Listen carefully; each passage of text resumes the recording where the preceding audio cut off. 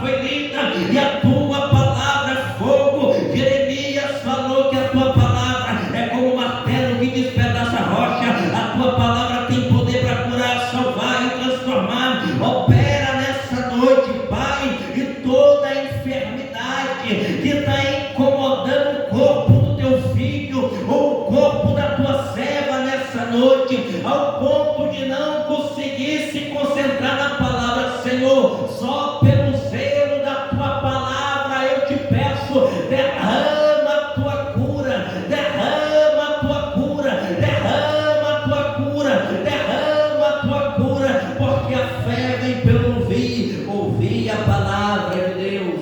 Poder se assentar. Aleluia.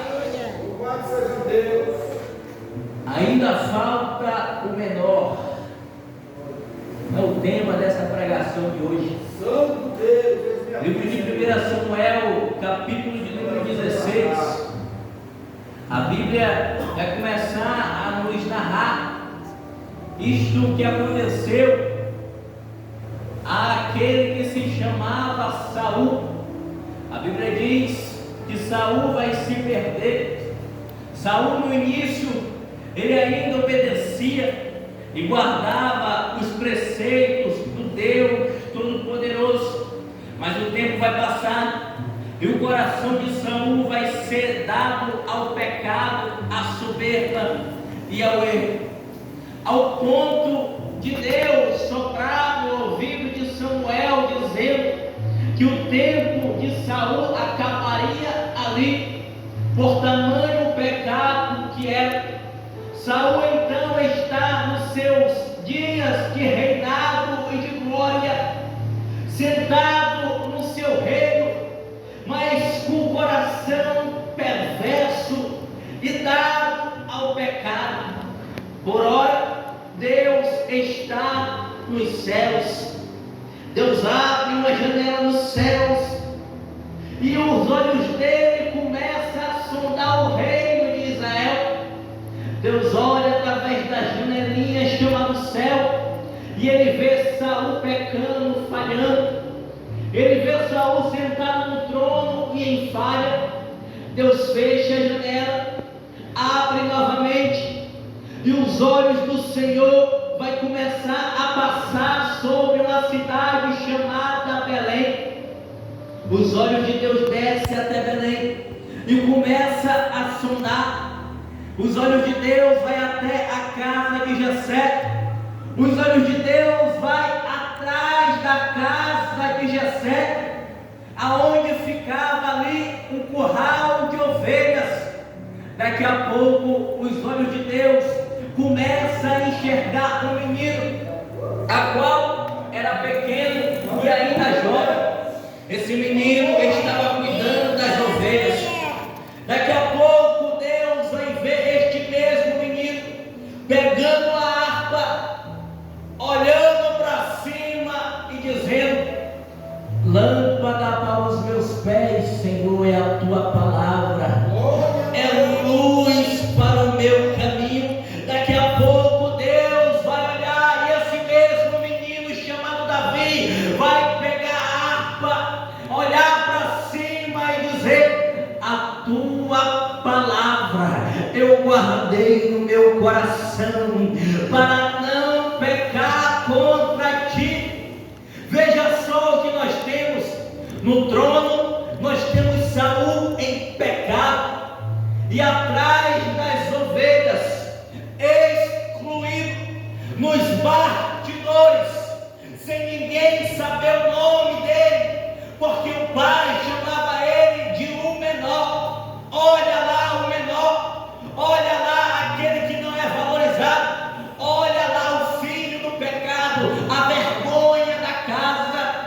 Enquanto Saul está sentado no trono em pecado, Davi está atrás das ovelhas, excluído nos bastidores, mas levantando a sua harpa, olhando para cima e dizendo: eu estou guardando a tua palavra no meu coração para não pecar contra ti. Eu estou guardando a tua palavra no meu coração para não pecar contra ti. O que é isso, pregador? Muitas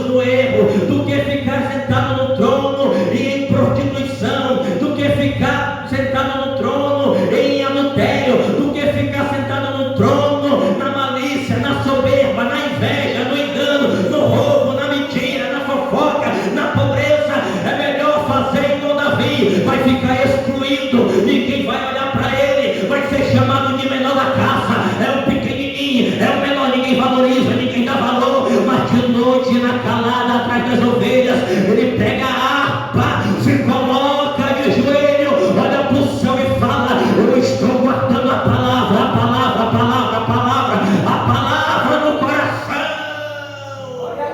Quem está entendendo essa palavra? Quem está entendendo essa palavra? Jesus já visitou a casa, ele está na casa. Quem está entendendo essa palavra nessa noite?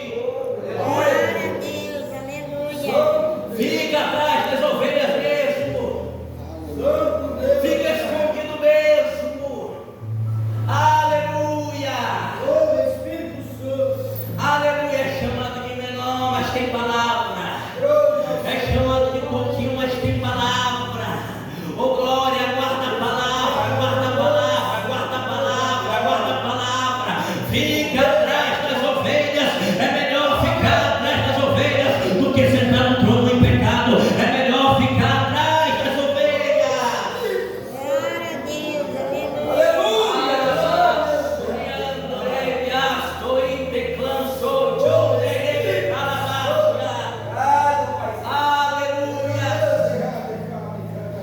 Davi está sentado no trono, Saul está sentado no trono. Davi está atrás da sua casa, no curral das ovelhas. Agora, pregador, por que Davi é excluído? Pregador, por que o nome de Davi, quando Jessé vai anunciar para Samuel, ele chama de menor, mas não de Davi? É porque alguns estudiosos da Bíblia Sagrada afirmam que Davi era filho de um adultério. Davi, ele foi concedido em pecado. Isso é tão verdade e interessante que o próprio Davi, no livro de Salmos, fala: em pecado me concedeu a minha mãe. E naquele tempo, se hoje é difícil, era pior ainda, porque o preconceito era grande. Jessé, com vergonha de não querer mostrar o filho, porque era a vergonha da casa, ele coloca o dever do filho fazer naquela época um dos serviços mais humilhantes daquele tempo. Qual era, pregador? Ficar atrás das ovelhas malhadas. Ovelhas malhadas eram ovelhas que nasciam com problemas fisiológicos, nasciam com problemas pelo seu corpo. E essas ovelhas Davi cuidava. Dessas ovelhas que ficava escondido atrás. Davi todo dia aguardava, pegava o seu alfide, pegava a sua túnica, talvez colocava ele na sua cintura. Ele então caminhava até aquele curral das ovelhas, que ficava aproximadamente 5 a 10 minutos de distância da sua casa até o curral das ovelhas. Assim, alguns estudiosos afirmam que era aproximadamente 5 a 10 minutos. Mas imagine você morar numa casa aonde todo dia alguém fala assim para você: você não é nada, você não é ninguém, você é a vergonha da família. Não era fácil para Davi. Imagine você todo dia morar numa casa, você olha para um lado e alguém aponta o dedo, você olha para o outro lado e alguém aponta o dedo e fala: você é a vergonha da família. Davi tinha tudo para entrar no mal do século 21, a qual nós estamos passando neste momento. Que mal é esse? A depressão. Davi tinha tudo para se mutilar, querer esquecer da vida, querer se matar. Mas, pregador, como é que Davi aguentou tanta humilhação? Como é, pregador, que Davi aguentou tanta humilhação? Era porque na calada da noite ou de dia, quando Davi estava atrás das ovelhas e as vozes no ouvido dele começavam a lembrar dos seus irmãos, do seu pai, dizendo: Davi, você não é nada, Davi, você não é ninguém. Sabe o que Davi fazia? Ele pegava a sua harpa novamente, ia para o cantinho, olhava para cima e dizia: elevo os meus olhos para o monte, de onde virá o meu socorro? O meu socorro vem do Senhor, que fez o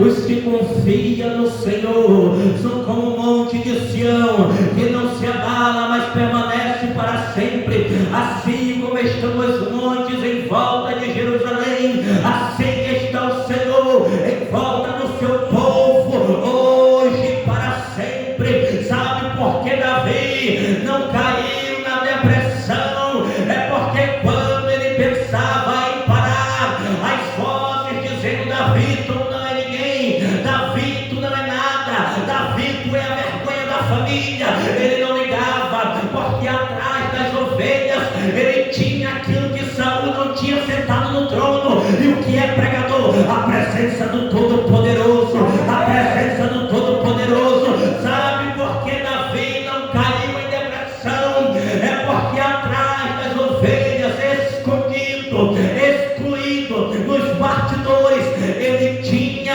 aquilo que Saul não tinha sentado no trono. Atrás das ovelhas, Davi tinha aquilo que Saul não tinha sentado no trono. O que era pregador? A presença de Deus, a presença de Deus, a presença de Deus. Sabe por que você não tirou sua vida ainda? Sabe por que você não se mutilou ainda?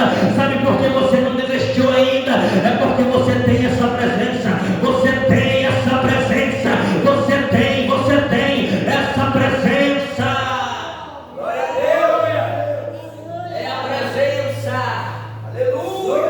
Deus. Saul está no murcho sentado no trono, mas não tem o que Davi tem. O que é? A presença dele. Era por isso que quando as vozes da depressão vinham na mente de Davi, ele pegava a harpa, olhava para ele mesmo e dizia: por que te abates? Por que te abates, ó minha alma? Porque se preocupas dentro de ti? Espera em Deus, espera em Deus, espera em Deus, pois eu ainda louvarei o Deus meu que nunca me desamparou. Aleluia. Glória. Eu venho aqui nessa noite, ainda vai bater em retirada nessa noite. O demônio da depressão vai voltar depressivo para o inferno nessa noite, porque você vai descobrir o que é a presença de Deus. E quando ela chega, a tristeza não fica, palavra de mão não fica, obra de feitiçaria não fica, obra de macumba não fica, trabalho não fica, porque a presença dele manda embora. Glória a Deus. É a presença. Glória a Deus. Glórias a Deus. É a presença. É a presença. Santo é o Senhor. Arabasuri berrada calamaias. Direito de calamassuri biando caias feias. É a presença dele. Mas Davi, quando terminava o seu trabalho, ele voltava para sua casa. Creio eu que quando ele passava na porta, ele via a casa talvez bagunçada. Ele olhava e percebia que naquele dia teve festa na sua casa e ele não foi convidado. Essa também deve ter doído. Ele passa, ele muitas vezes